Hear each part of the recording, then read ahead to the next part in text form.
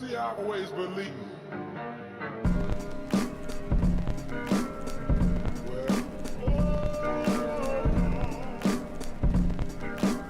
You see, I always believe.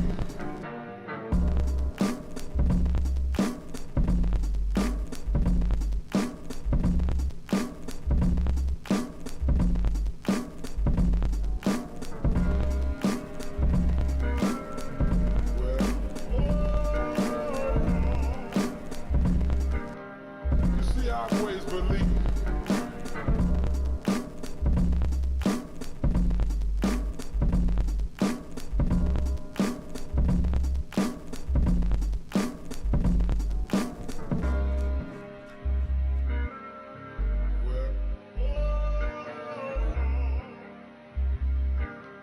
You see, I always believe.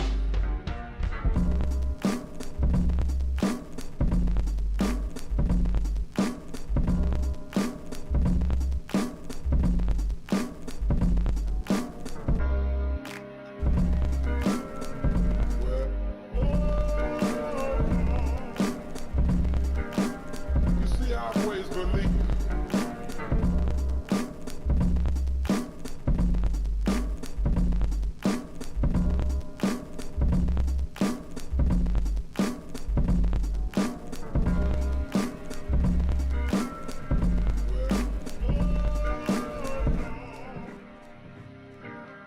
You see, I always believe.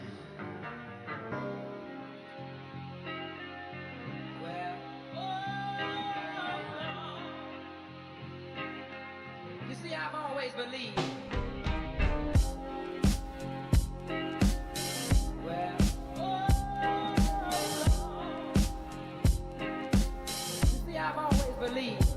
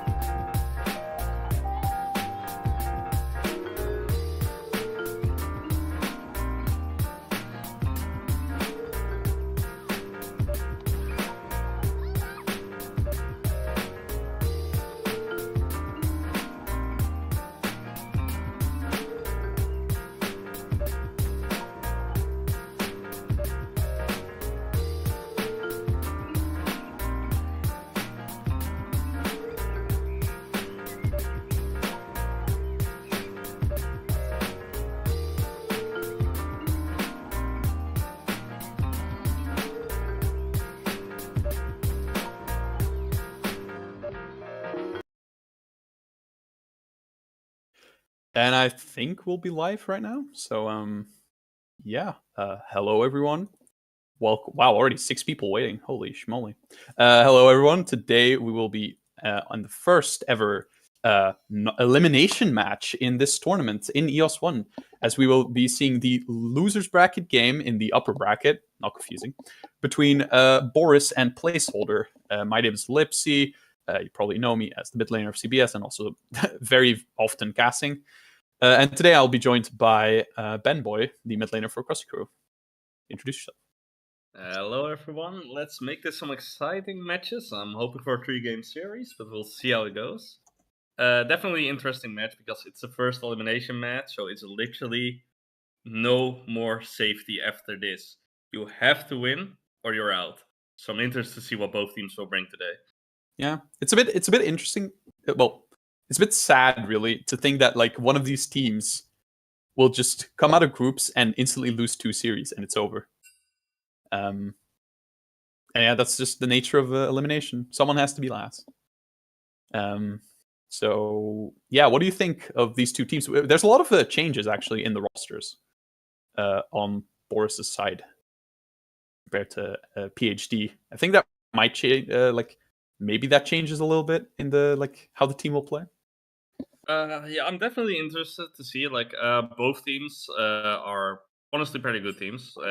Since PhD was in our group, so we played them, and we played Boris before EOS series started. So in terms of Boris, when they played us, they were a really strong team. They have fallen off a little with the subs. The team play has been a little bit less good. But I want to see them step up because I know what they can do. I want to see that again.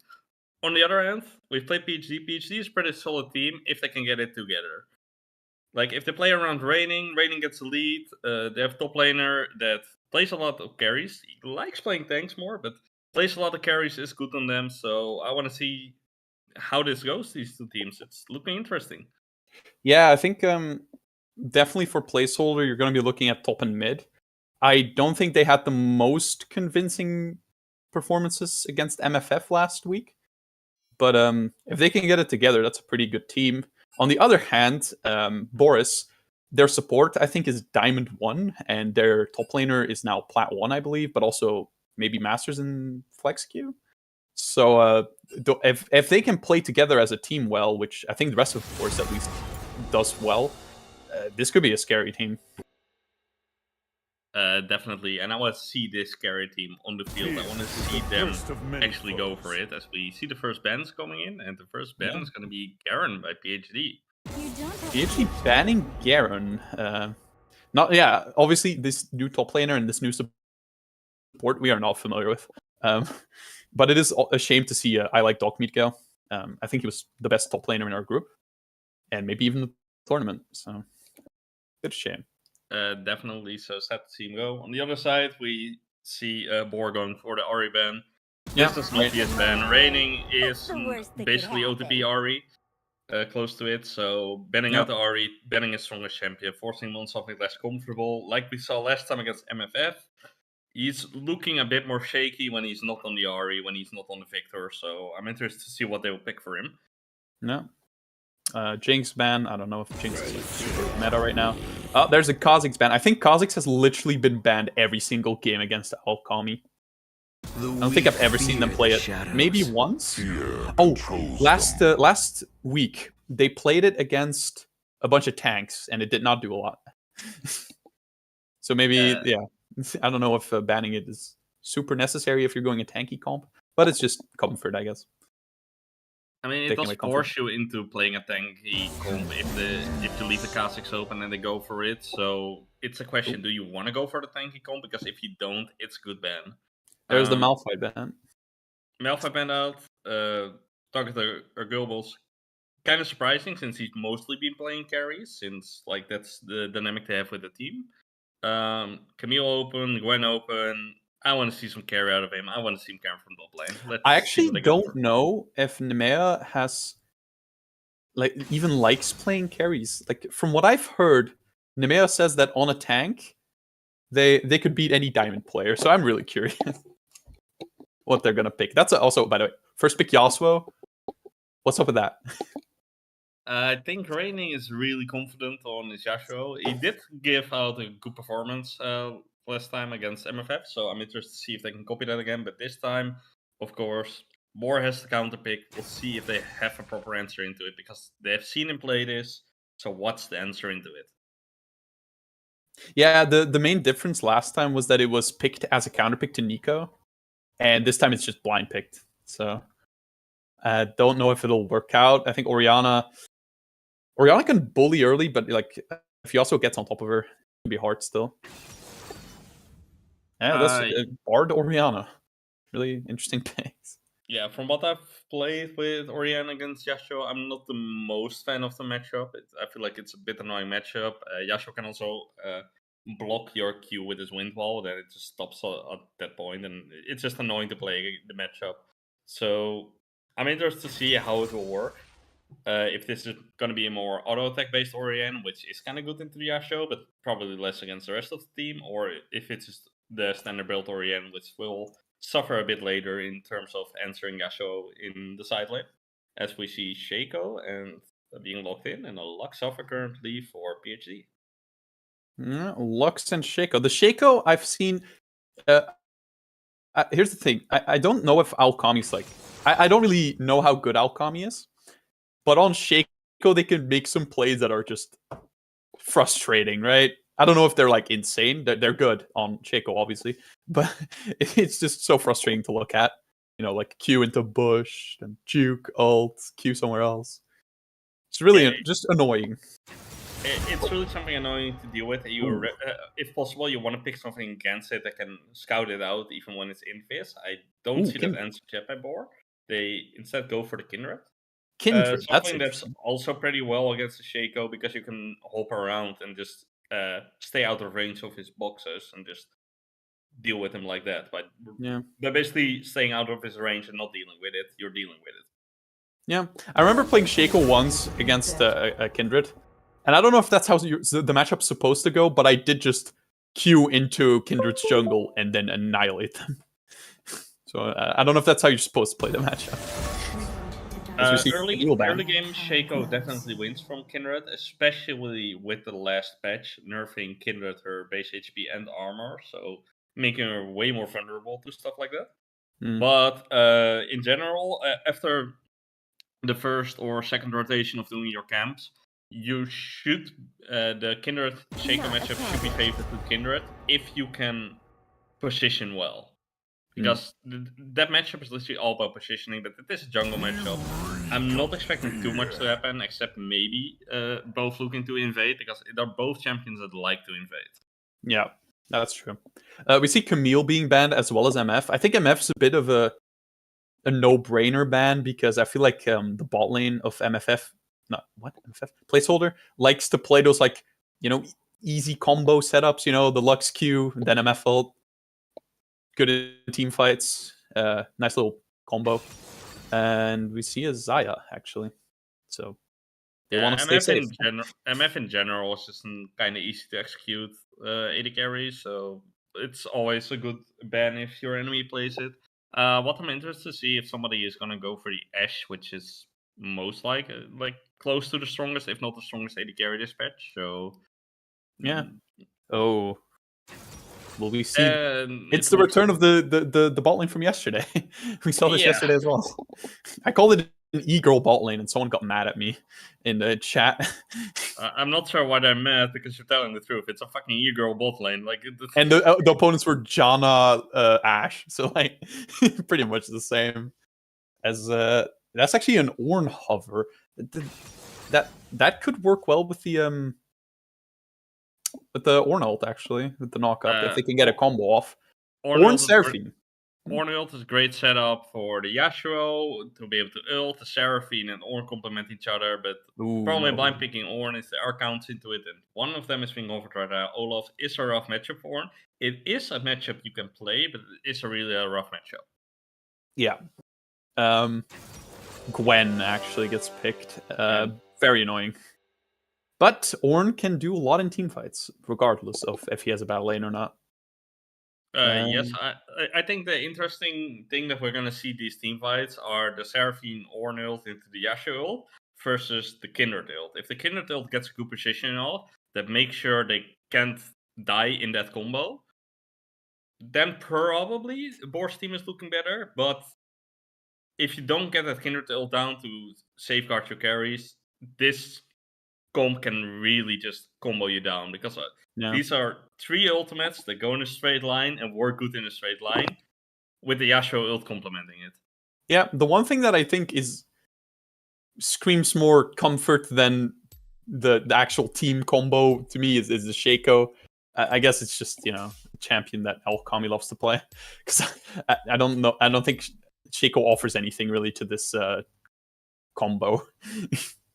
It offers some disruptiveness, which could be really good. Like if you can disrupt the Kindred from properly team fighting or someone else, that will work well. It's also really good. What we've seen a lot from them is Early pressure holding as waves well. when they're in a behind position and have to safeguard minion waves. The Shaco is really good at getting behind, holding the mini wave, and making sure that the enemy can't actually push into your towers, into your nip, and into the nexus. Yeah. So that's something that can happen. It's also really good for ganking. You don't really see it coming. You have to ward properly against it. If you don't, you're just going to be really vulnerable, especially as warrior, because Orianne, basically no mobility, really Orianna? easy to gank for Shaco and Yasuo. Zaya, also not the most mobility, does have the ultimate, and Bart, Yeah. also not the most mobility, except if he's standing next to a wall. The Shaco can definitely do some damage early, looking at it. Which, I mean, you want to do damage early because Kindred, Gwen, even Orianna, that scales really well. Yeah, I would say that BOR's team scales much better, except for the fact you have an Ornn. The Ornn upgraded items are a lot of value, so that could swing it a bit. Yep. The thing is, which this game is going to turn around probably is what are the early dragons? Are dragons that center around fighting or not?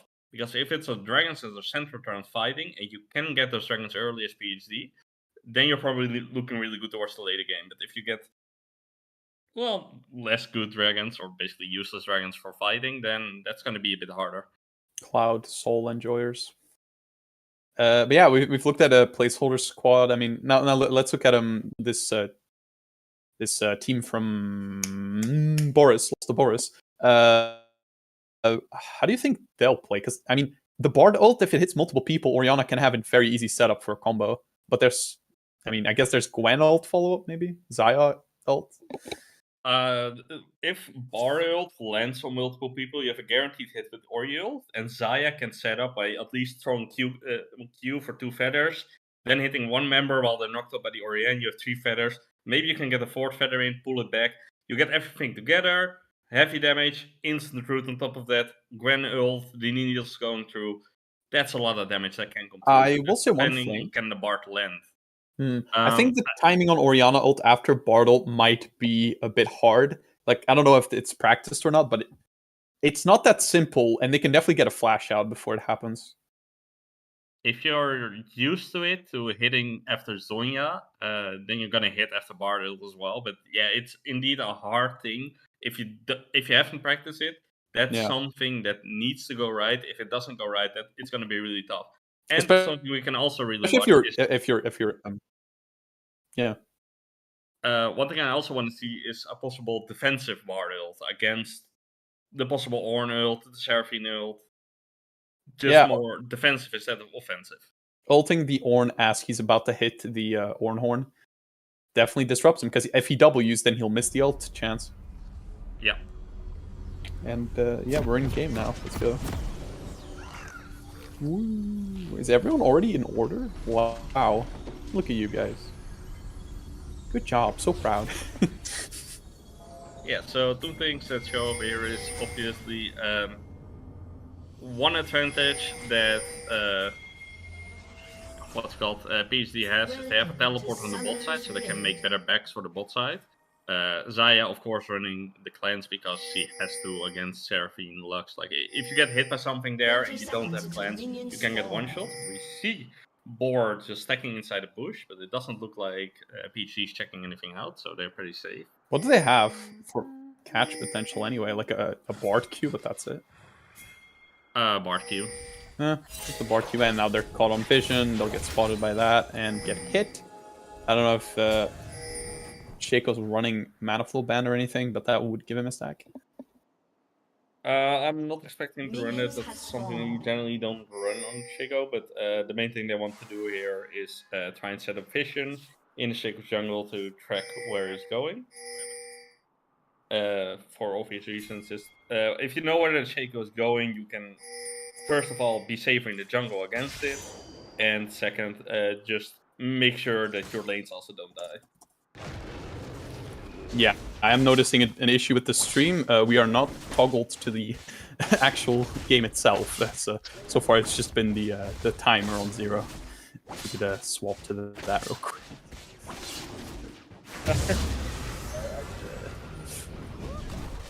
No, I mean on the actual stream, the live stream. The live stream just says, timer with 0 on it. But we'll be explaining what's going on, I guess. Yeah, so for now, the laning phase is starting out normal. Not much going on. We're not expecting anything. Maybe a little trade in bot lane when one of the two hit level 2 first. But except for that, I'm just expecting casual farming. One thing that is noticeable is the Yasuo's a bit behind in terms of CS so far. So I'm not sure if there's a wave pushing into him or... Orianna has some solid pushing and like pressure with her early abilities. And that's already a level 2 gang, the Shaco classic. Will Orianna get out? Yeah, looks like she will. Oh, the burn goes for the flash. Whoa, and the E under tower and gets out. Nope, does not get out. The early tower damage stacking up was too much. That's a surprise, actually. I thought he had more than enough health to live there. Just some early fighting. Has to flash out of tower range. The Ornn getting a bit bullied already, and now we see Gwen looking for that auto attack Q for the 2 damage. There we go. Does not go under tower, actually. I really thought she'd go over under tower there. Shaco has arrived. I wonder if he got spotted there. But I don't... Yeah, based on how she's moving, I think Gwen knows that Shaco's there. I don't think he was spotted, but I think he was moving back to not catch too much damage from the minion. So we see Shaco helping out the Ornn, pushing it out, so Ornn can make a save back, as we see. No, I don't... Oh, the Bard's actually just straight up jumping the Seraphine here. Seraphine, very immobile champion. She has W, which gives her movement speed, and she's able to get out. I thought... Never mind. Bard actually getting her, and that'll be a first kill. Already a kill on the Kindred. Not good. Yeah, that's the downside of playing Seraphine. You're very squishy and you don't do any damage. Especially if you start tier. But the main downside here is that she greeted her flash, she held it until after she was stunned by the Bard Q, and I feel like if she had flashed out the moment immediately before like waiting for Bard Q, she would have survived. Okay, Yasuo going for a bit of a fight. Misses the Q though. That Q knock could have been pretty big. I don't think you want to check into there. Bard shows up. Will he get the stun? No, he doesn't. Oh, yeah, he actually does. He hadn't used it. It was an empowered auto attack. But that, oh, a nice route onto the 2 players there. But, ooh, actually a lot of damage from the tower there. But Kindred is able to walk out. That's 4-man mid lane now. They're just running this death ball. Yeah, so that does relieve some pressure from the Seraphine, so you can farm carefully, as we see Shaco mid lane again, looking for the Orianna, of course used flash earlier.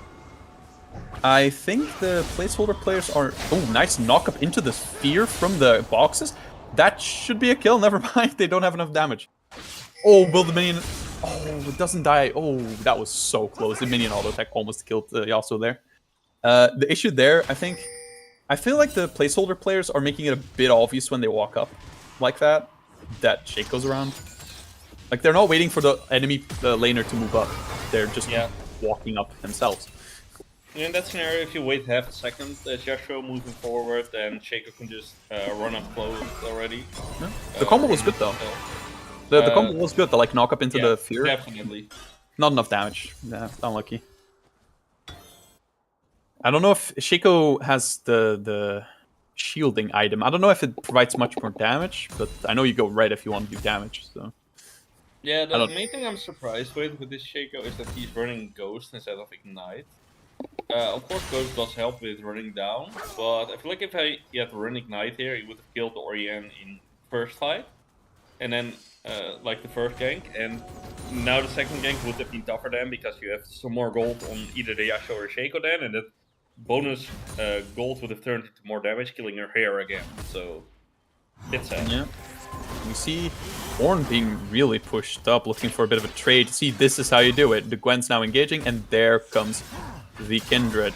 Actually, a very large minion wave. Wilden and Maya be able to outplay this. Actually doing a lot of damage. Kindred doesn't have ult, and she just dies. Is Kindred... Oh my god. Yeah, Kindred's not level 6, so she can't just become immune. And, well, Ornn damage is kind of ridiculous early, you know? Yeah.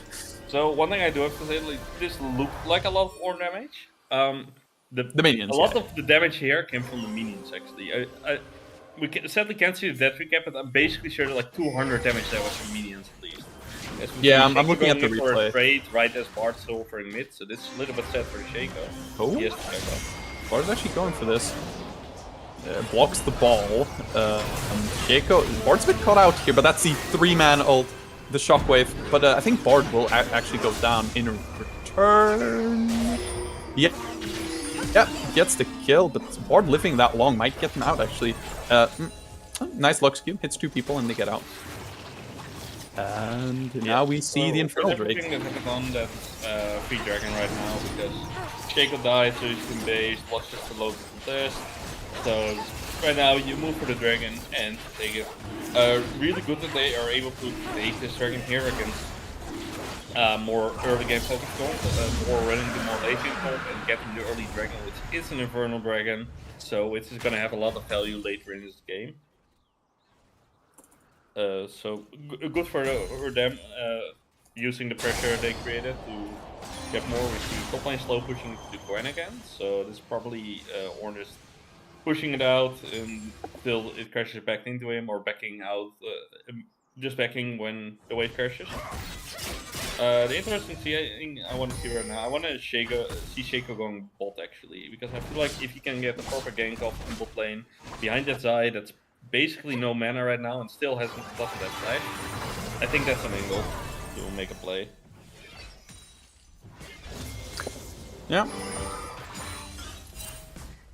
The gold lead is very even. A slight lead over to placeholder actually. I think most of that money is the 2 kills on the Yasuo, but it's 3-3 in kills. So where's the money coming from? They're down in CS in most lanes. I guess plates? I am not exactly sure where that money is coming from. Let's see. We see Seraphine slightly off, mid lane basically even. Yeah, I don't know. It's basically the same now, so. I guess the gold diff came from a bit earlier. Maybe like a wave still needed to be catched or something like that. That's where the gold diff came from. Yeah, it looks like the gold's back to you. I'm surprised. Gwen's level 6. We haven't really seen her like just straight up just ult ghost the Ornn. Maybe she's afraid or waiting for a gank still. I'm not sure if she's. She has no damage right now. Like she only has the Ionians. As we see it teleport. Ooh, will she jump in here? No, they actually have vision. So yeah, it's gonna be a 2v3 here. I think you just leave at this point. Yeah, it's not really worth it. Yeah, Shaco's just running. Or is he? I think he actually got it. But yeah, Gwen runs down the Ornn. The Shaco also goes down. Oh, there's the Kindred ult. But yeah, they just take the portal out of it. So that's 2 kills for a Rift Herald. Not sure how worth that would be in the end. It depends how many plays you can get with the Rift Herald, how much pressure you can get from that. I'm assuming they want to use the mid lane, as we see Yasuo going in a bar, ulting him. Seraphine ult went out, and Seraphine ult just came short of hitting the Bard at the end. But yeah, I think it can be worth it if you can get proper pressure from it, but it's still risky. As Orion just ult Yasuo is kind of low, probably just going to fade away from attack off. Yeah. Second Drake will be Ocean, so that leaves Tech Chem and Mountain. See a teleport bot to catch that wave. I mean, it's a nice wave, but is it worth teleporting to? As Shaco has actually invaded Kindred and gotten her really low. But I think you gotta get out now. There's 3 people here. Oh! Yeah, this is And the he's out. Okami usual. As Yasuo gets hit by a tower shot, so he's really low right now. He can basically die in a single combo as no full members in it. Just waiting for the tower to go down. It's taking so long to charge, and only Shaco gets the gold. But Shaco, like I said, Shaco just absolutely whooping Kindred early. This is what I had that one game 2 years ago. Invisible up to Kindred, E, auto attack in the back, and like so chunk. Until late game, of course, and they absolutely shred your ass. Yeah. This is really good pick up. I think PG is gonna be looking to reset right now and then play towards the Champion Dragon. With already one Dragon losing, I think they have to play for that. What is going on? Like both top laners don't have TP, so they're out. In terms of 4v4 potential, I think both teams are looking pretty even. It's a bit risky always with Kindred Tilt, but Kindred Tilt is still down. And I'm not sure if it's going to be up just in time for Dragon or it's still going to be down there. But yeah, on the other side, we see the ults being up, except for the flush, we're still left 5. Yeah, and looking at it, is Orianna building Leandries? I get it for the Ornn, but the rest of their team's really squishy right first. You already have a Gwen, no? Or maybe I'm missing something. I don't know. I feel like Luden's here would have been a better build for first, especially like because you already have Nice bit of a counter ult. Only one person should go down here. Ooh, no, it all changed too long. Going down with BOR landing. We'll see. Oh, nice sidestep on the Q, but there's too much damage in the Ignite. Now the Smite. But that should be the end of Kindred. Actually, ult, I think, if they don't time this well, and Yasuo has right flash Qs, misses the Q though. And oh, the flash towards the portal. Very well done. Not sure if you want to follow that one up. Alchemy actually goes for the Q. Gets the double kill. Wow, okay, yeah. The ult. That's insane. That's so much damage. That's an exhaust, but also a flash. So many summoners being burnt in this fight. I think Yasuo might die to this Bard. Bard misses the Q actually, so he will get the kill. That's a triple kill to the Shaco and a kill over to Yasuo. And that's a massive gold swing lead now. Yeah, that's. I want to say well played, but it is still well played. But they did miss a couple spells, so making it closer than it needed to be. Really close fight though. The thing I'm not happy about is they get 2 kills there. They have a Shaco, they have a Yasuo. You can easily use Dragon, but Shaco decides to move to the top side, go for Scuttle. Yasuo's knocking on the bot side tower, and the Dragon is still on. And Gwen is immune, so not much going on the top lane. Lux doesn't pop the E there, but yeah, she was pretty much out of it instantly. And that'll be a Drake now, Ocean Drake. I think Ocean Drake, Gwen maybe really likes it.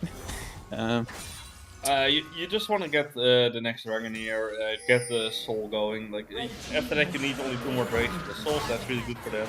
I really feel like that Shaco and Yasuo should have transitioned after making those kills to the Dragon, because yes, you did get kills, so you did get gold from that, but you didn't do anything else with it. Yeah, so they were both too low. Lane now to look for possibly the Yasuo, and I think the Yasuo wasn't really watching.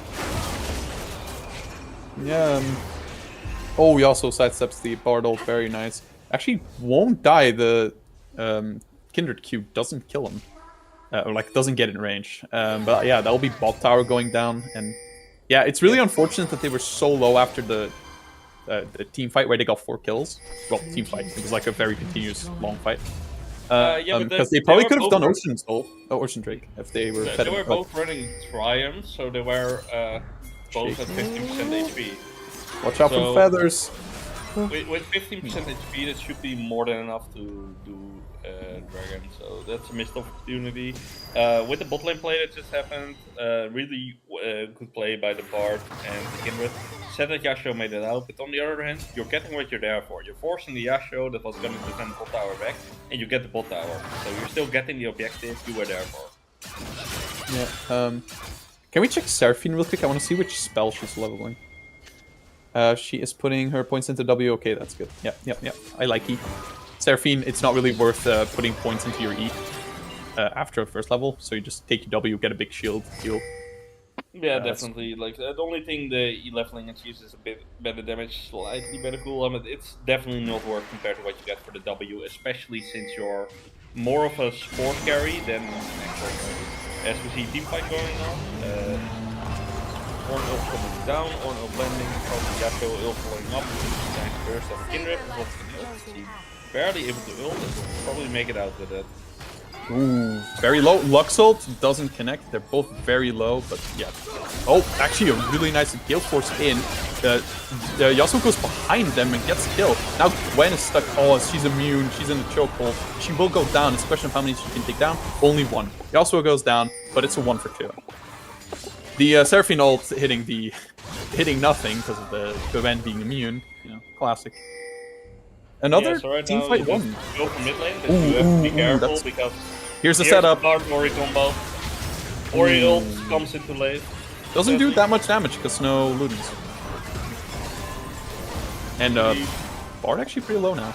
Land at a bit late, no Ludens, so not enough damage, but it does force them back and make sure that the mid towers they keep standing for now, which is very good to hold on for now because if that mid tower unlocks, you just unlock so much more as the map for PhD. So you want that tower to fall, BOR holding onto it, and just make sure that they can do more for now around the mid tower. It's a bit better safe point, a bit further down, and especially it gives vision whenever Seiko wants to go in while in this. So for now, they secured a save point, but it will probably fall in another minute or something. Yeah, what I'm noticing is every time placeholder win a fight, they get a small gold lead, but then up until the next fight, the gold lead slowly diminishes, and it seems that Lost and BOR just get more, objective advantage now, picking up the Rift Herald as well. That's 3 objectives to them to 1 on placeholder side. Yeah, definitely. So this is the thing I want to see from PC. I want to see them go a bit more for the objectives and just for the kills for the gold. Yeah. Because actually goes for it. Wow. Goes in. Doesn't get the second, third Q. Sad. Orianna ult wasn't up there. If he had hit that, oh, she's actually going for it. Orianna ult is up. Will she be able to do it? Just flashes out, but now Yasuo is stuck here. And that'll just be Gwen cleaning up. Gets the knockup, but the entire enemy team's here now. It's give it to Kindred, get the stack. Actually flashes over the wall to deny it. I'm not sure what the plan here is, but actually living a lot longer than expected. There's no objectives though. So yeah, a valiant effort by Raining, but there's not really anything to play for, sadly.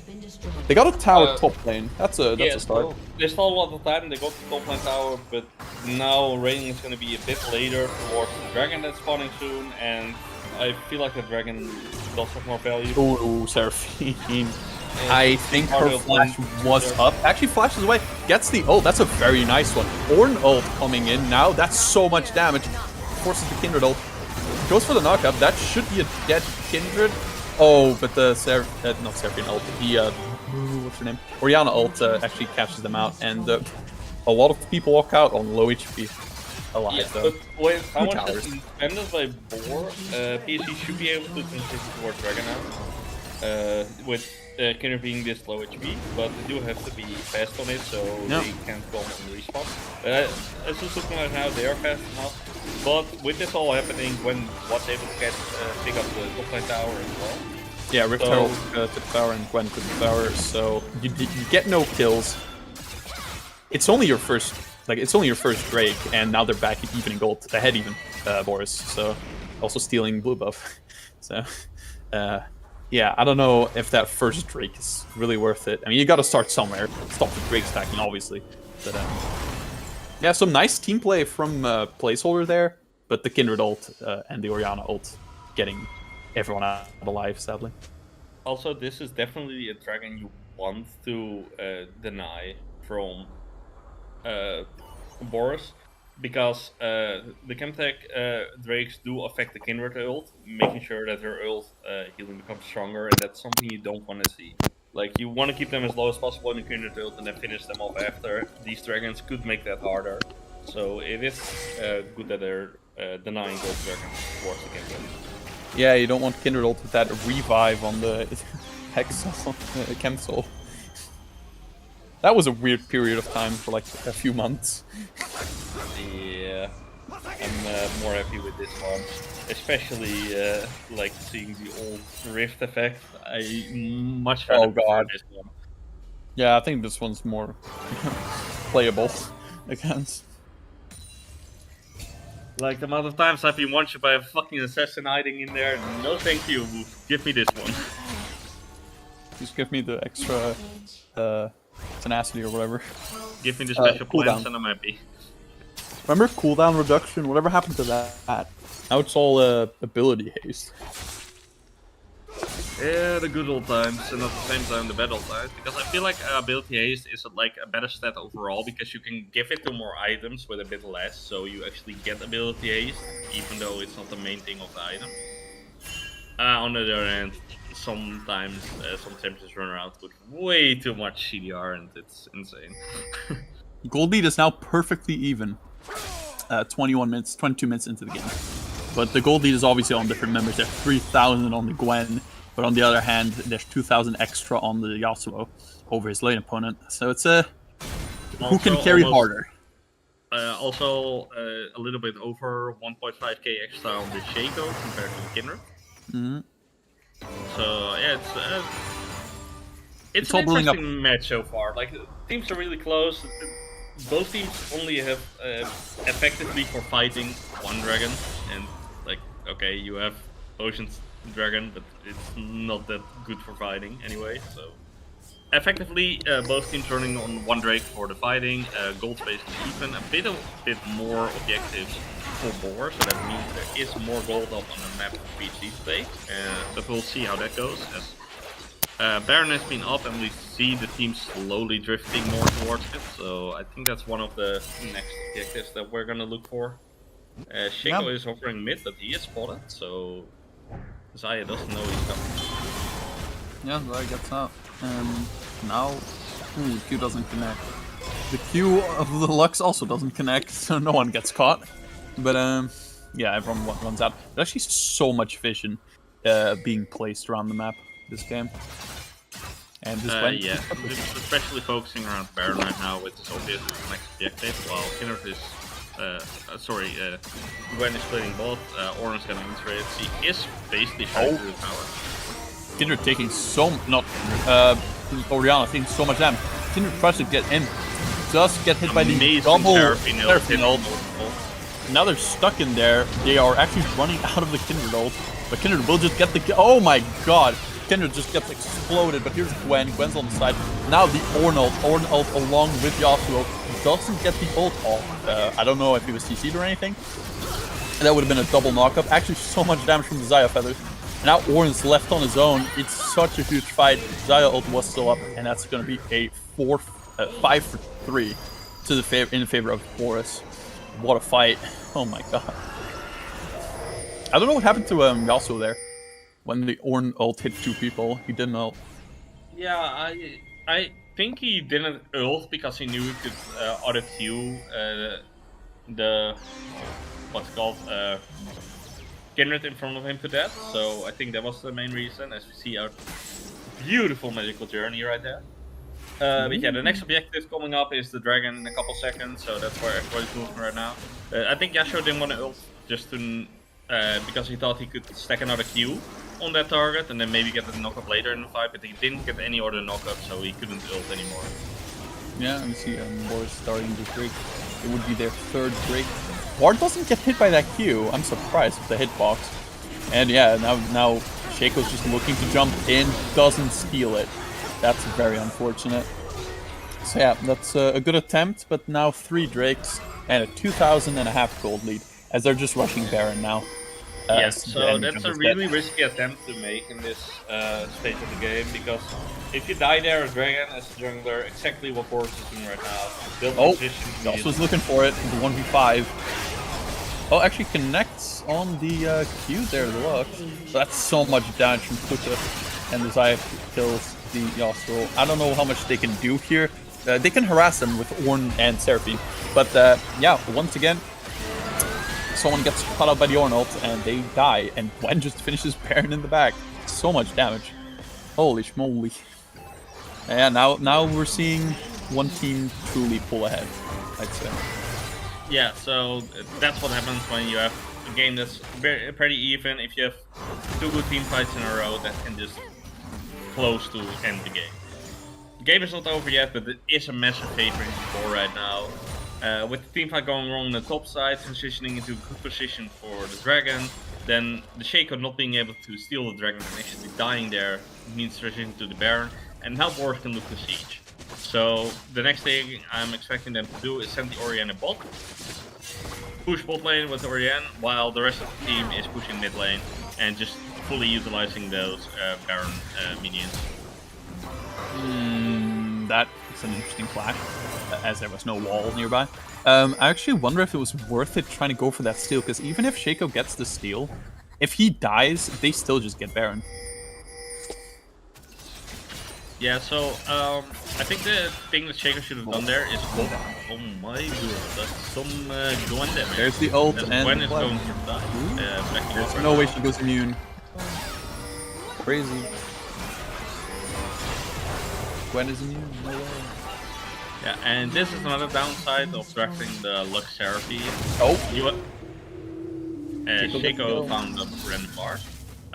Another downside of picking the Lux Seraphine is you do have a lot of wave clear, but not against Baron and Power Minions, because those are persistent against medic damage. That's the plan. Oh, I think they can kill Gwen here, but Ornn's gonna go down. Wow. And Gwen is immune. Unlucky.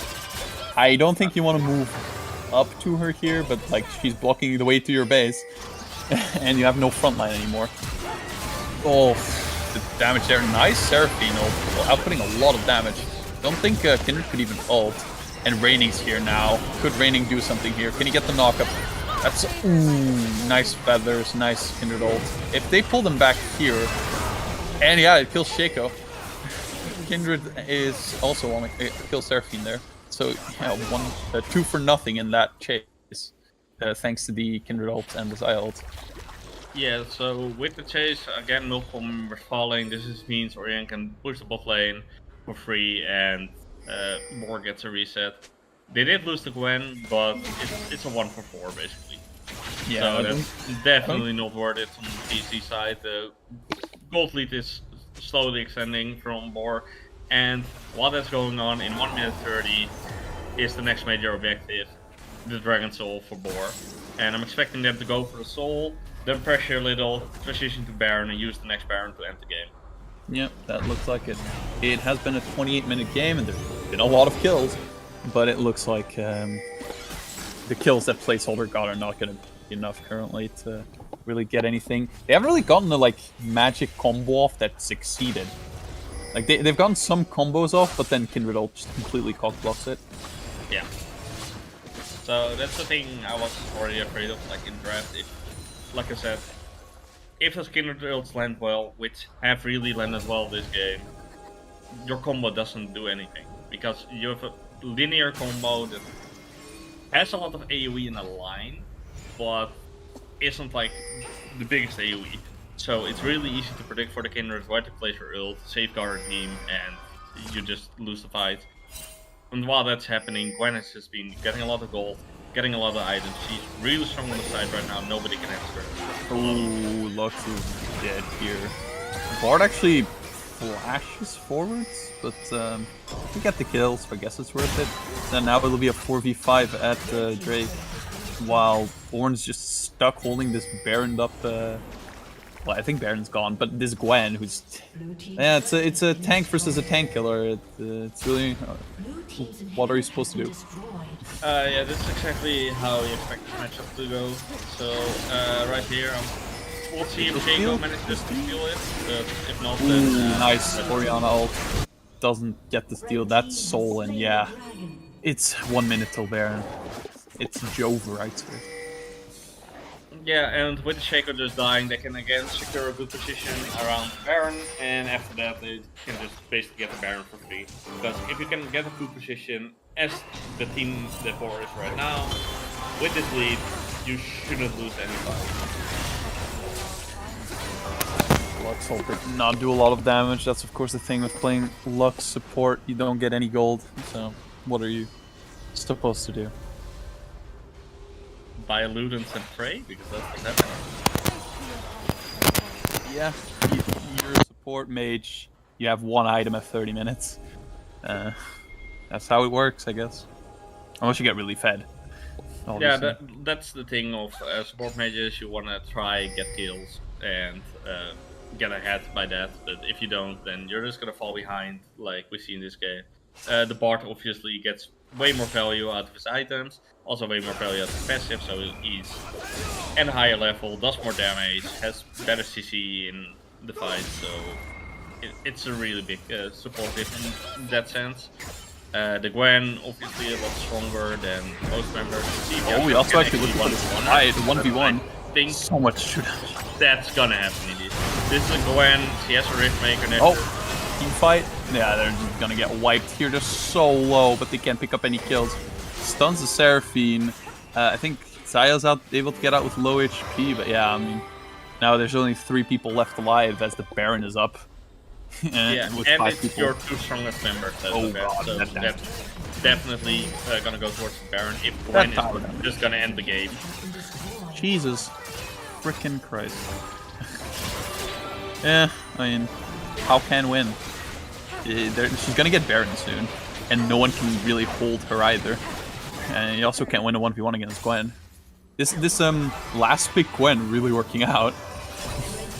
Saving last pick yeah, it's a downside of having to pick a tank when the enemy has champions like the Gwen. Gwen just scratch through it, fiercely engages against multiple members. Gwen should be dead.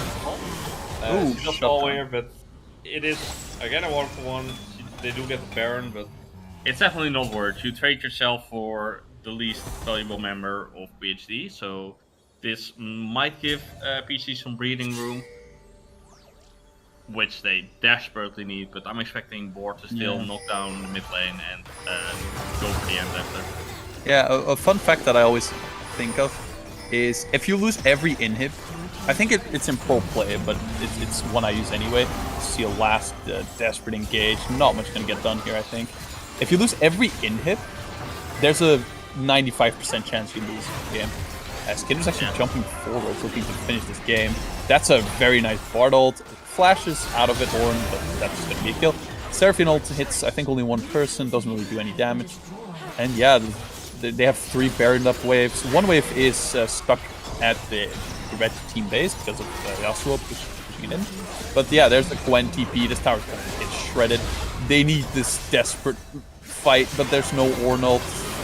The only thing you have is Yasuo and Gwen's immune. So yeah, there's Guriano, catches out Global Camille, and yeah, it looks like it's over. At 34 minutes, Forest will end the game and go 1-0 up in this series. So definitely an interesting game because the game was close to dead even until like 24-25 minutes, and then BOR just got rolling. Like they got one good team fight into another good team fight into the objectives and used that to basically from that point steamroll the game. So some things I want to see right now. Good job, Fisser. Yeah, I think it's also just the fact that the Gwen is scaling, the Kindred scaling just kind of came in. And the Shaco dying, which kind of snowballed into a Drake and a Baron. Just slowly, yeah. It was just over at a certain point. But so the main things I want to see adaptation on, I don't want to see the Seraphine Lux bot anymore. From every game I've watched it, every game I've played against it, every game I've cast it, it just doesn't look that good. I know it's pretty good, but every time I see it and I see the result at the end, it just doesn't feel that good. So I prefer if they step away from that, pick a more conventional bot lane, play the bot lane out normally, and try to get rolling on the top side and mid side, which, from what I've seen from PhD, is their strongest side, and top lane got ignored. fell eventually to the Gwen because that's how the matchup goes, and the mid lane was just overall kind of rough as well because Orion could just farm safe. I did really like how they were pressuring the mid lane as PhD, but just not enough. In terms of BOR side, not really much to change, to be honest. Like, just really solid performance overall. Yeah. The big thing that will change this game is they won't have that magic counterpick top that will go over to a placeholder this time. As before we head into the break, guys, chill. Yeah, let's have a break. Before we go into the break, I would just quickly ask, who would you say was the MVP? I think I think there's a lot of candidates. My personal MVP vote would go to Bard. I think his ult caught so many people. Yeah, so I'm in between two things. Like, I want to say the Gwen, but this is how a Gwen Ornn matchup is supposed to go. So even though she did play it really well, it's how it's supposed to go. So I'll agree with you on that point. I'm gonna give it to the Bard because he's the one that stepped up most with making the plays around the map, being in the right position, and landing those ults so his team could follow up. Yeah. So that'll be it for now. I think we're heading into a small break. I would like a break longer than 1 minute if we could. And we'll be back. Yeah.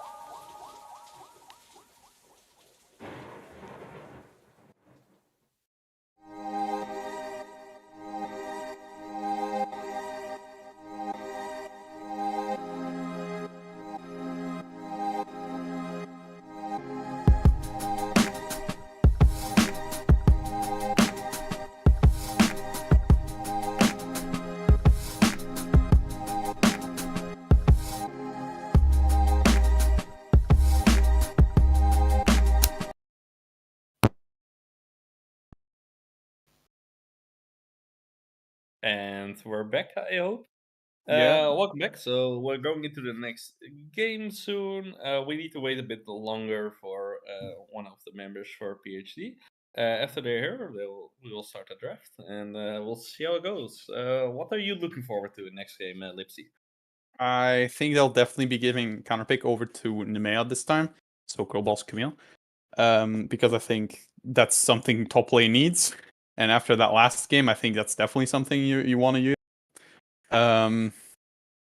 I can't really say about the rest. Maybe I think the Surfing Lux combo is meant to like dominate lane, sort of like lots of catch potential with the Lux E and the Seraphini, but they don't really did it. I think we didn't really see bot lane that much, but yeah, maybe a more conventional bot lane. Maybe pick full scaling if you think you can survive early. Yeah, that's the main things I've been looking at. Yeah, same. And I'm interested to see like one thing as well maybe is maybe a bit more support for the Yasho, like another knock-up somewhere in the team, because the only one here was the Ornn, which is a quite reliable one, but it is one that's locked to a higher cooldown. So They were definitely looking for the Malphite, I think, but Malphite got banned first rotation. So yeah, so maybe a jungler that has some setup. I know they Alchemy really likes playing the Shaco, but I think if he goes knock up with Yasho, that would be much better. But we'll see if they make any changes. yeah, Also, it looks like we have a little swap around from PhD. It looks like they're gonna swap their AD carry into support around. So that's happened we'll before. But yeah, it, I know how much Alkami likes playing Shaco and Nyx, but I still think you probably want to play something else in this current like meta and everything. Yeah, comfort is a lot of value, but I feel like Shaco is just not the right champion to use, especially in a communicated format 5v5. It's a champion that thrives more in solo queue than in communication 5v5. So definitely want to see something else in the jungle there if it's possible. On the other side, yeah, definitely the counter pick on top lane is going to be way more value.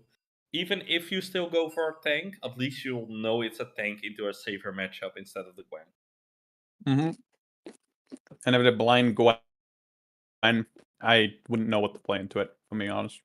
It's like Jax. Also, What do you play next into it? interesting development. It looks like PhD is swapping their mid and top lane as well. Wow, So Girlboss Camille is gonna go for the middle lane. that is really interesting. Uh, yeah, they are putting a rating on the top side, so I think they're identifying top lane as a more dangerous lane, so they want to put their better player against it, or they I feel think like they're they have looking the for like the matchup. 1v1, you know? Yeah, The- I think that indeed it's looking for a 1-for-1 matchup, and then Girl was Camille on mid lane. Even though like mid lane, the champions he plays can still be played on mid lane, or mid is viable. Camille, Gwen, they can all be played mid lane. Of course, a bit less good than on top lane, but it's all viable. Yeah. I wonder if just for like just so they know, like maybe Boris could like ask some time to check for the op.ggs of the players in case they want to look at other picks. That's always allowed. But it looks like we're just gonna start as I think someone pressed ready, and everyone agreed. So Yeah, it looks we'll like just they're fit into that. confident enough even with the switches. I mean, raining, of course. Still, I don't think much has changed. Maybe you drop the Ari ban because it's going to be an Ari top, which is less valuable with the mid lane. But he's still like an Ari OTP, so it could still be a valuable ban.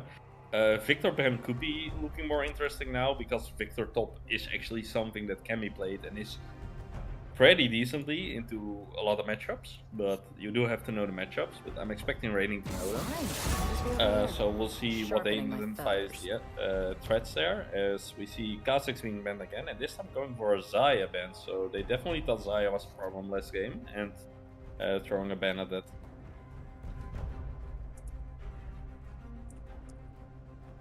So, what are you expecting from Raining to go on top lane? If we see the Ahri still being banned for the top lane.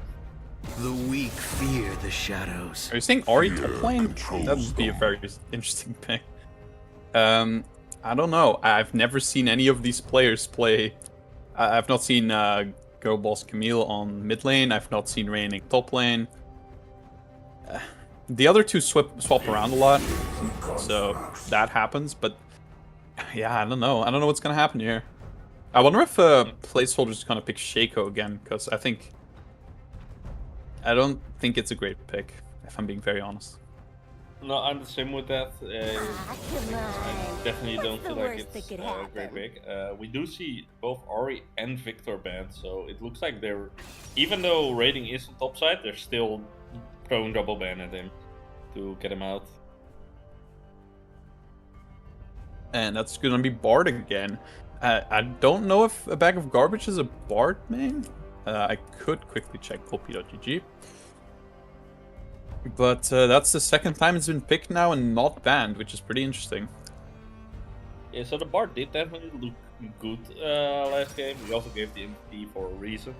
But to say it was like the biggest threat, I wouldn't agree with that. He definitely played it well, but the Bard, from my perspective, biggest threat, we see Tristana and Nami being locked in, so they really want to go really aggressive on this bot lane. Unless so, Tristana's mid lane. That is a possibility, and I think it's something that Nemeo could definitely. I think this is Tristana bot lane with the possibility of being a flex towards mid lane. Yep. And that's a Maokai. Maokai, very strong champion right now. You know, objective control, you press ult, no one's allowed to approach. And team fights, of course. I did check a bag of garbage's op.gg, and it seems like they have 80 games on Belveth, 30 on Cho'Gath, some games on Echo, Thresh, Zac, and then Bard. So 8 games on Bard. I guess it makes sense why it wouldn't be banned. Yeah. And that's Instalog Shaco and an Orianna on Boris' side. Boris going for the same comp, except...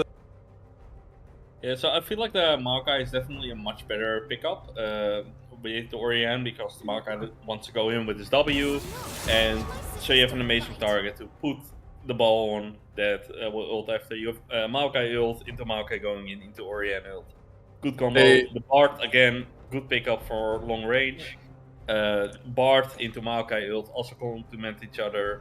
So BOR, again, looking like a really strong team fighting oriented comp, which complements each other, and PG is looking a bit more like a scrappy team so far. More damage orientated than actual synergy orientated. As we see the Gwen ban, so they are respecting the Gwen from last game, saying no, we don't want to see that again. As Karen has been being banned out towards Rainy. Come on, I won't hurt you. So that's I'm not sure what Raining actually plays on topside. Like I've not seen him play topside in like ever, so we'll see. I am looking at it right now, and it seems like the other player, actually, the team that's banning Garen, that player has played 24 Garen games. And a few normals as well. Good to know. So yeah, it might just be the Olaf now. Not sure if you want to blind it. They have played a lot of Sion, though. Olaf has been banned, so that's not going to be enough. Oh, so that might be Sion. 2 tanks. That would be annoying. I guess right now we will also confirm if this is a Tristana bot or mid, as we see Aesol being over though. Ooh. And Aesol is locked. I'm so happy. It's the Aurelion Soul. So, fun fact for Aurelion. Aurelion, even though he struggles early against Orianna, past like level 9, 10, you start beating Orianna really heavily as Aesol. Aesol's also really good against Bard, against Maokai. His W is just way too fast for both of them to catch up. As we see Ophelius being locked into the AD carry position. So we'll see what their top laner is going to be, because this is the thing I'm interested in. What top laner are you going to blind pick against Rain? And what will Raining answer with?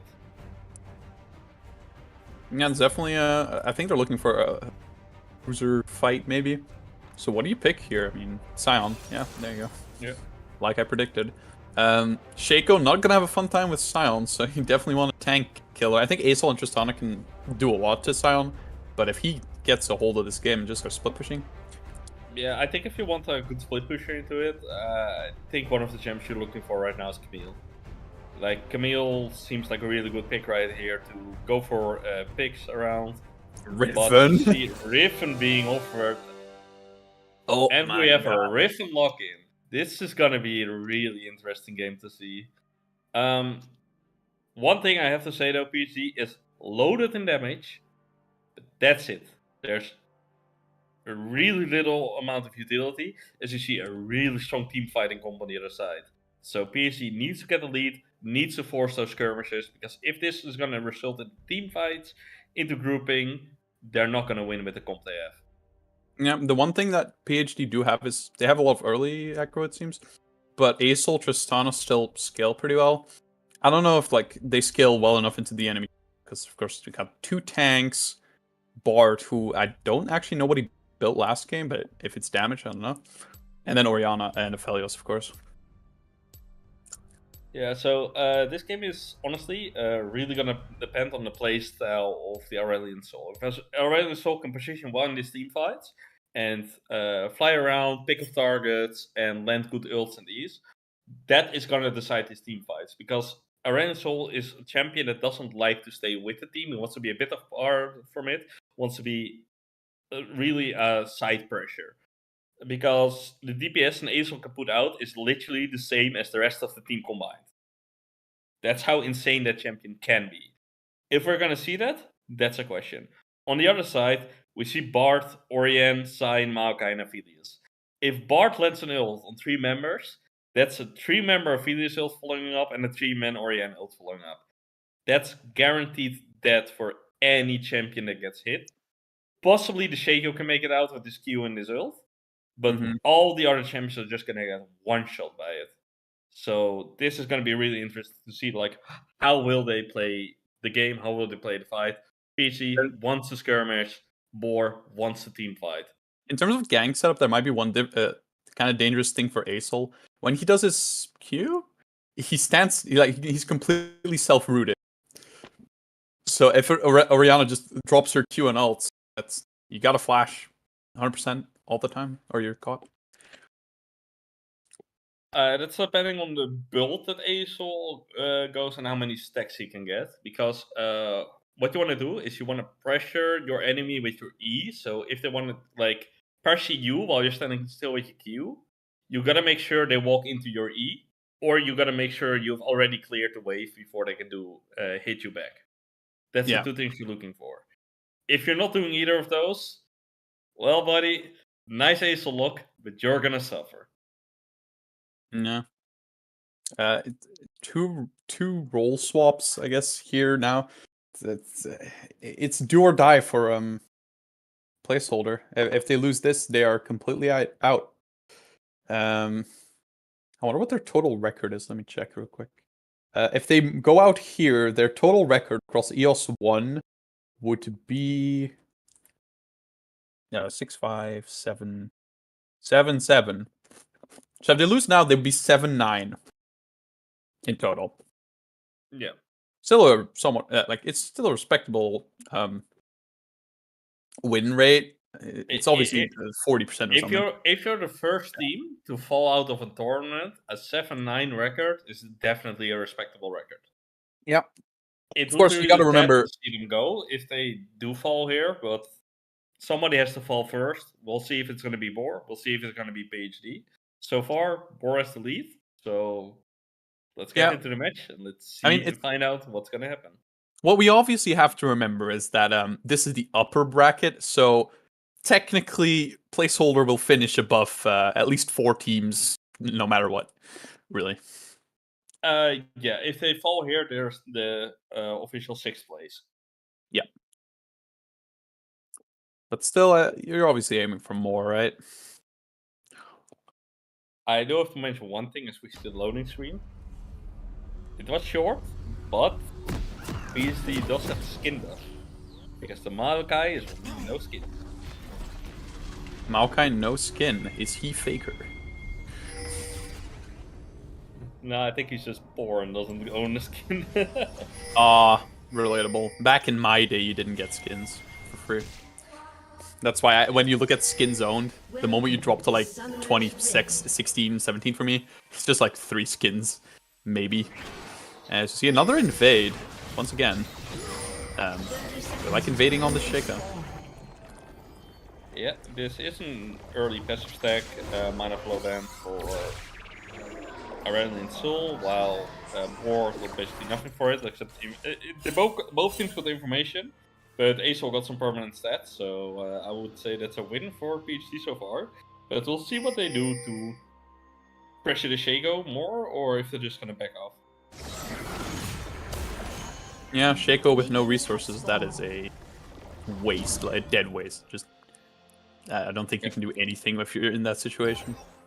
I am interested to see if the Shaco heard what I said last match, because I see him running around with Ignite this time instead of Ghost. So he did opt for the Ignite for a bit more kill pressure early, which they were barely short last game, so we'll see if that makes a difference.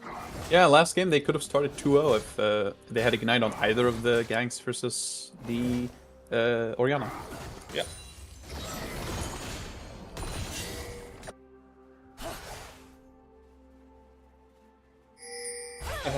Fucking top lane.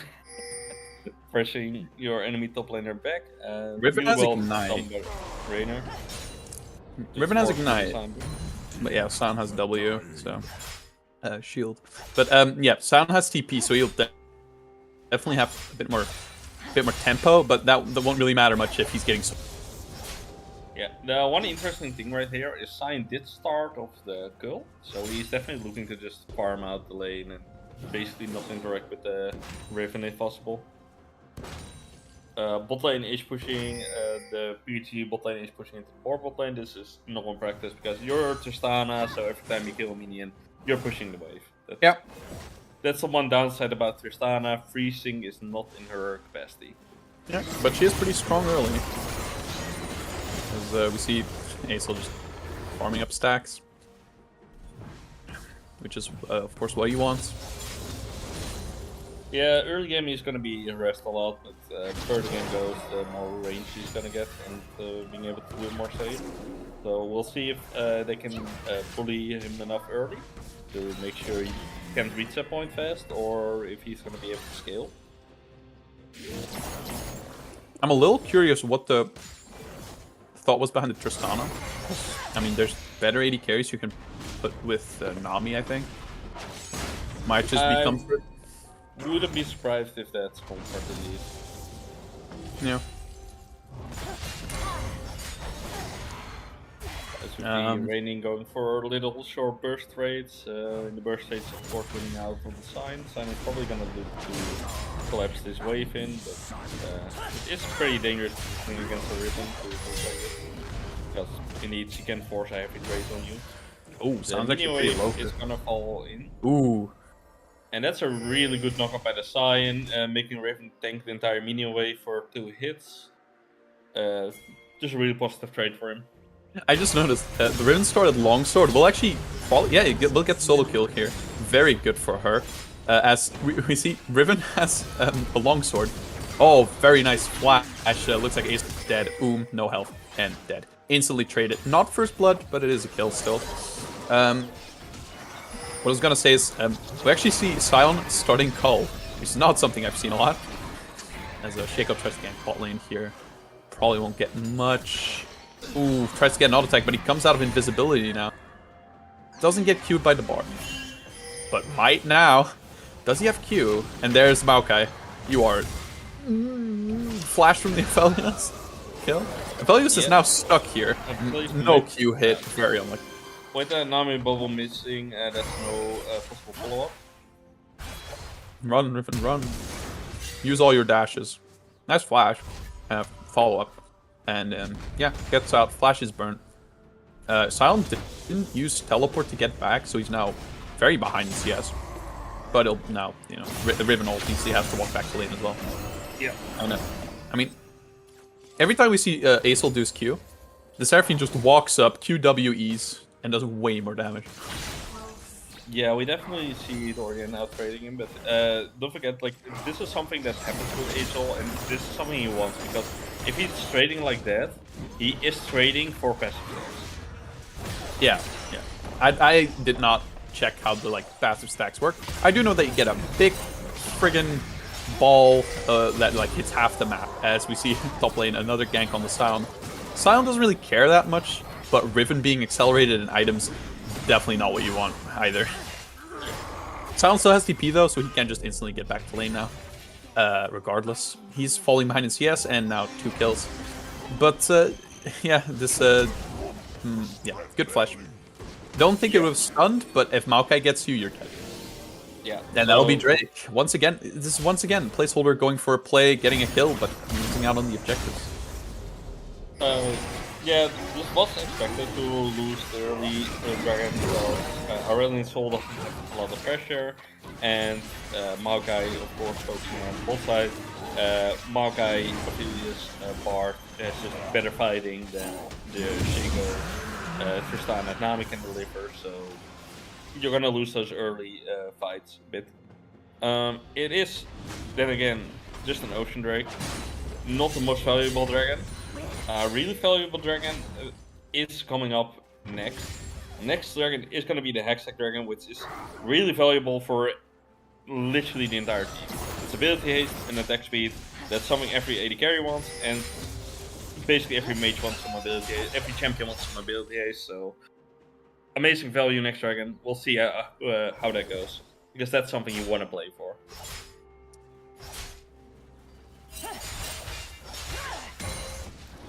Also, Yep, I think the next thing I'm interested to see is what is the Azul going for in terms of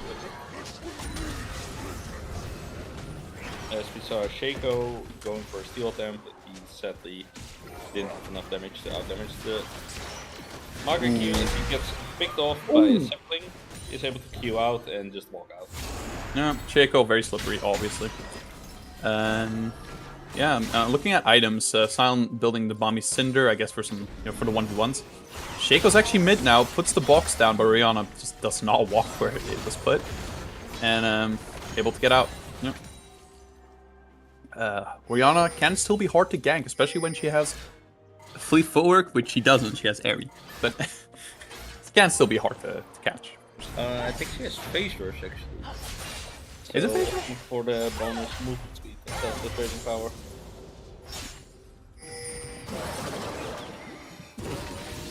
That's an interesting pick to go for phase rush over Ari. Oh, that is phase rush, okay.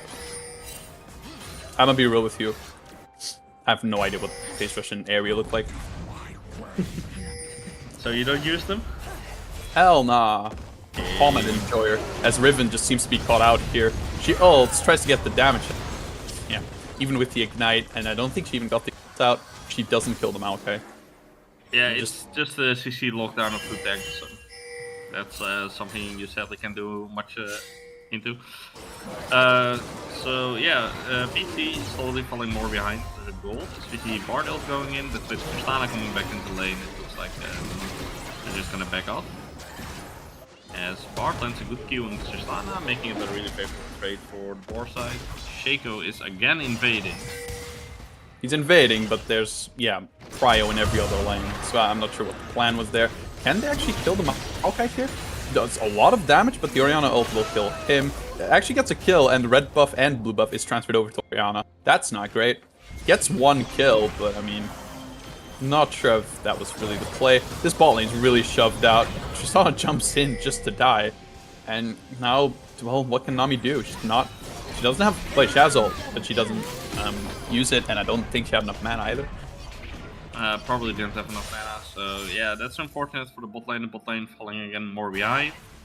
Mid lane falling behind, mainly because the Orianna picked up a kill on the Shaco as well, so this mid lane is going to start getting really tough. The only thing that still has lead is top lane, but yeah, guess who's here again? There's Maokai again, because Maokai doesn't really have to pressure the only other lanes right now. It just needs to help out the Sion against the Riven, make sure the Riven doesn't scale out of control, and then just go for the objectives.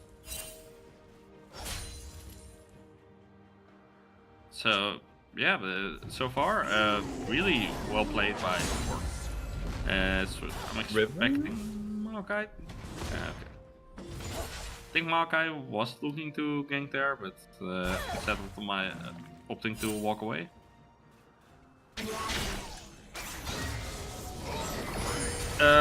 Yeah, the question right now, you're slowly behind this PC. What do you do? What do you think they can do right now?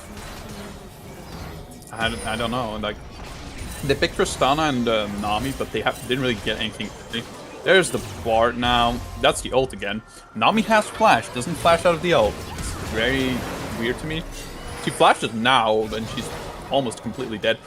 Now, bot lane and jungle is here, but as we can see, Maokai is approaching, and Maokai ults. They get out there now. Alkami ults. I think that's the real one that got hit, and yeah, just loads before the ult goes off. Now Orianna's also here. Yeah, and with Shaco that's basically Shakira on the dragon. You want to get out of there. Actually flashes on their tower, not sure what the plan was there.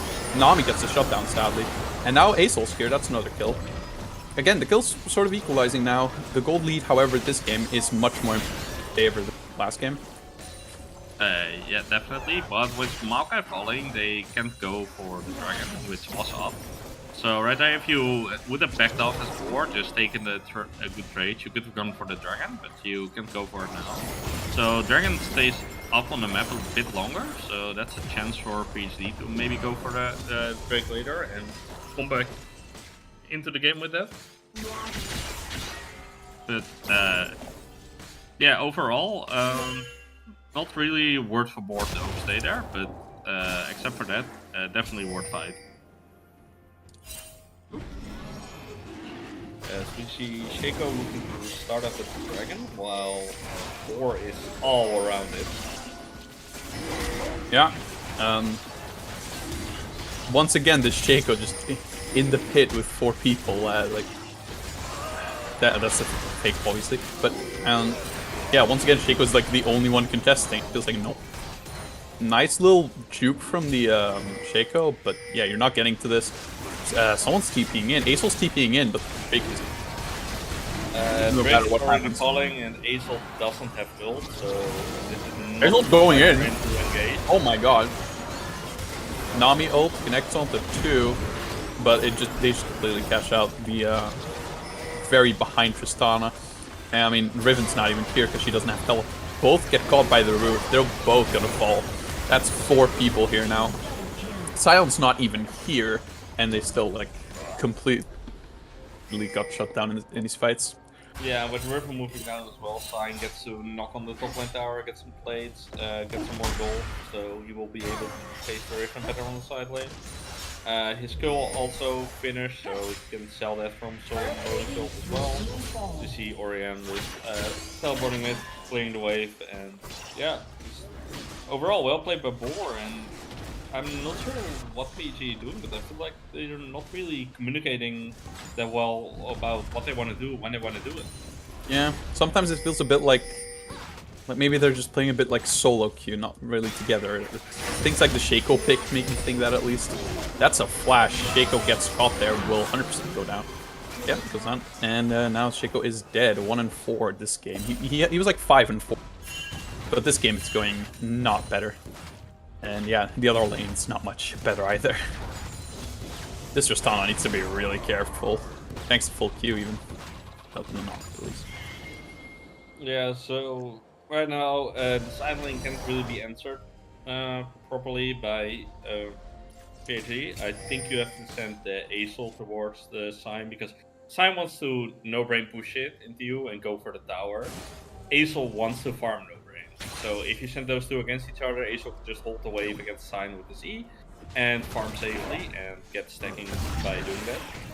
And then you also send Riven towards more of the team fights, with Asol's just a bit too behind right now to too much, so as we saw Sign going in, ulting in, and finishing Tristana on the tower. As Shaco is trying to fight it, but it looks like that fight's gonna be in vain, because it doesn't have enough damage to actually deal with the Sign. Yeah.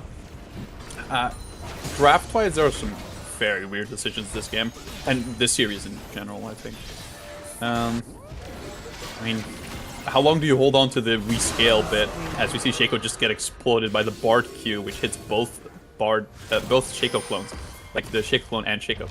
Which means obviously it insta-stuns. As that's a bunch of knockbacks, and the Nami goes down once again. Raining needs to get out here because there's now 3 people chasing him. Bard ult misses. Because Riven has like 4 jumps in her kit. Yeah. So I'm gonna keep on to the rescale thing until the Azul decides to stop farming. And so far he has mainly been farming, so I like that idea. Like, yeah, identifying the problem and that he can't do much about it right now, so he's mainly farming. He just finished the end rise. I feel like in this game, possibly Roa would have been a bit better to have a bit more survivability, but you definitely want Leandros to deal with those 2 things, the Maokai and the Sign of Conquest. So most likely building it for that. He has been holding on to the big ult for a long time, and general rule and tip for any Azel player, if you feel like you're holding on to an ult for a really long time, just throw it out and take the small one, because the small ult is better for skirmishing, the big ult is better for team fighting. So far you're looking to skirmish, you have been skirmishing basically only so far, throw the big one away, go for the small one.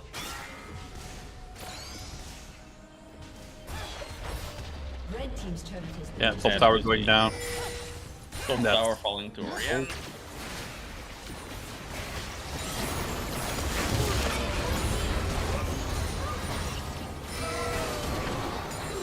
Like, this is again a moment where I feel like you just pull the trigger. Like, Bard's out of position, just pull the trigger, throw out the Azel. Really well collapsed by the Raven, using the Chemtech blast cone to jump over the entire wall from really long range and pick it up. But I've only seen 2 Azel ults this entire game. One small one. Excuse me. I've only seen 1 so far. One small one, and I'm seeing him holding onto this big one for literally the entire game so far. Use it.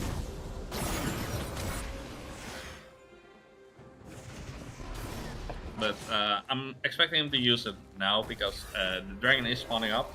I want to see players will move for this, because you're already behind 2 dragons. You have to do something, so at least get some vision or throw out the Azel ult. Maybe you can steal it with Shockwave, try something. But I feel like they're just slowly bleeding out the game, and it's just not fun. Like, oh, it's the same soul. But yeah, with like Sion on your team, with Maokai on your team, getting that Chem Soul gonna do a lot. Gonna make you unkillable. Bard could be dead here. The W doesn't get the Shaco box doesn't get placed in the right time, but looks like he will. Oh, not get the stun, but they're not doing any damage to him. Looks like he'll just be able to flash out, gets the Q, rooted under tower. I think Shaco's just dead. Yep, Shaco's dead. Silence here. He'll just annihilate the Nami. Yeah, I mean, yeah. I'm not gonna say we scale, but I think I don't know if we're gonna get to that point. I'm not gonna say it until he uses that freaking ultimate.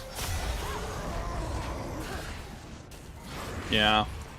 We don't see good farm on both the mid and top lane, but sadly PhD top lane is really behind CS, so they're pushed to the other lane. Rain looking for a solo player, gets nothing, dies, baits the mid laner into it. That's the ult, but it doesn't nothing. Only took him 5 years. It didn't do anything now, but at least he used it. Yeah, that was that the first ult this game? This was the second H ult this game. Also a really important thing why you want to use the ult. Every time you use it and you hit somebody with it, it's 5 passive stacks. It doesn't sound like a lot, but it adds up. It adds up until you eventually get the big ult. That was a really good shoot by the Shaco. The entirety of Ward is chasing the root, one. long range root. So who would be your candidate for MVP so far? Because I'm leaning towards Maokai maybe. I feel like he's done a lot this game. See Aesol coming in and almost instantly gets blown up. Bard ult now. And Azel's dead. There goes. Oh, that's a triple kill to the Maokai. Now the Raining will also be dead. They get the knock up. Dead. There's one person left, and it's the Shaco who's very bad. And that's a full wipe. Yeah, so it's probably inhib down into Baron. It's an almost 15,000 gold lead, so this game is basically over right now. 70 so far. They might actually move to try and end. Yeah, I think that would be a mistake if they try and go for that. But yeah, I didn't see the timers. I mean, we've seen in pro play players that like teams that like try to hard end a bit too much, and then they just get completely wiped in the base, and then the enemy team gets some sort of lead back. Yeah, but in this game, I think it's a little too much. There's 14,000 gold difference. Yeah, so that's something you definitely want to avoid. In terms of what you said, I agree with that. Like the Maokai has been playing really well. Possible, definitely contender for MVP. The Bard again is also a contender. Just he hasn't landed as many important ultimates, but he also hasn't had to do that. He has been a lot of times in the right position, cancelling out the Shaco, getting vision in the jungle, counter during the Shaco whenever he tried to invade. I feel like his positioning has been really good, so definitely worth saying that. As we see Shaco and Griffin trying to jump on not making it, and now they're trying to hit the Bard. Will Bard fall? He'll barely make it out. That Griffin ult barely short of it. As we see Shaco trying to go deep again. And while this is going on, Cyan is literally in their base and knocking the front door. Tristana probably cannot answer this, so I feel like they should send somebody else maybe do it. The Azel is backing, so I'm not expecting him to go there. As we see Shaco being picked up again by the Maokai. He does make it out, but every time he tries to go for an invade, he is just being picked up. So yeah, the Shaco pick definitely not working out, or really adapted playing against it, looks like. As we see the next Drake spawning, and I'm expecting this to be the last Drake before the Elder Dragon comes up, because I don't really see a way for PG to get this dragon unless it's a miracle steal by the Shaco. But I'm not expecting that to happen. Yeah, we hear Sign ulting. I'm going for the boss special. He might just get one of the towers, but the minion wave is just being completely melted, and he has to flash out. And he doesn't have ult because he just used it, so he will just go down. That is Soul now. They're wasting a lot of time on him. I think they could have gotten Soul without him doing this, but probably. But it's a Cyan. This is does. something Cyan obviously does, but with that, Shaco was being baited in to try and steal again. They get the Shaco. Looking at the map right now, I'm expecting them to move to Baron or to go for the middle inhibitor, but Baron will be the best color. As we see indeed, BOR moving towards Baron, probably gonna set up some vision and then start it up. PG doesn't have Shaco, so doesn't have fight. They don't have a real way of getting in. They use a lot on the side to kill him, so multiple ultimates and summoners are down. We do see a Riven starting off her ultimate and probably looking to go in or maybe get the steal. can they actually get the steal? No, they can't. And they lose too many members here. Back and Barb is taking a lot of damage. Oh, the root, the extra damage. Wow, oh my. Orion landed to an ultimate, followed by Ophelia's burst. That means that multiple members are down. There should be enough members down to just push towards the end. Yeah. This is what I talked about Shaco trying to hold the waves, but holding wave against Cyan is nearly impossible. So I think Shaco's just gonna die for it again. And with that, it's probably gonna be in it, with most members still being down, except for that Tristana, but I don't think Tristana can defend against this.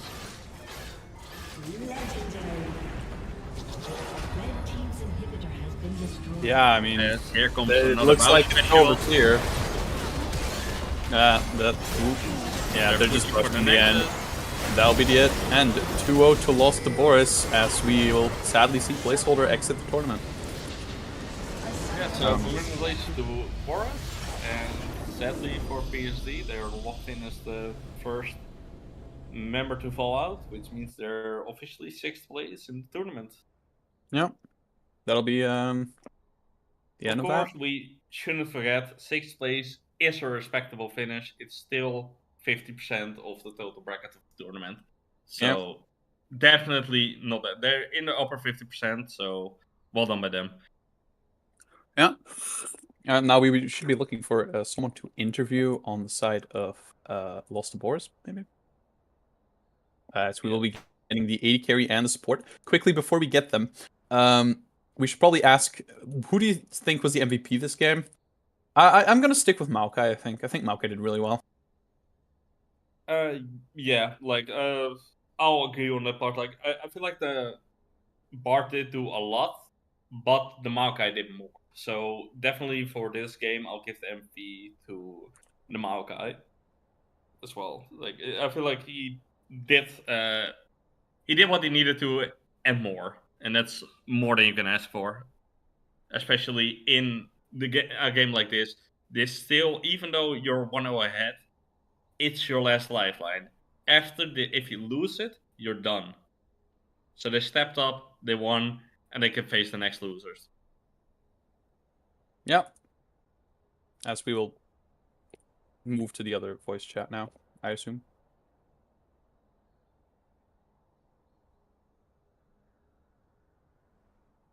Is the stream still going? Hello? Yeah, hello.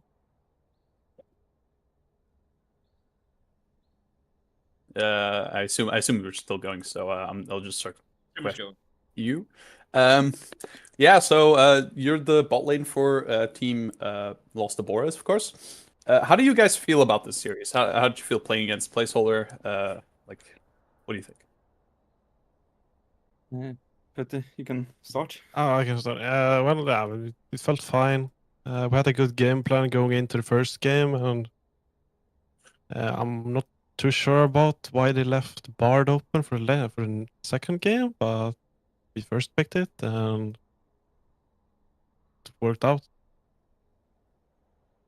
Yeah, it definitely seemed like bot lane had everything under control, I'd say, in that series. And your top laner also did very well, I'd say, especially with the counter pick on the Gwen with Gwen in the first game.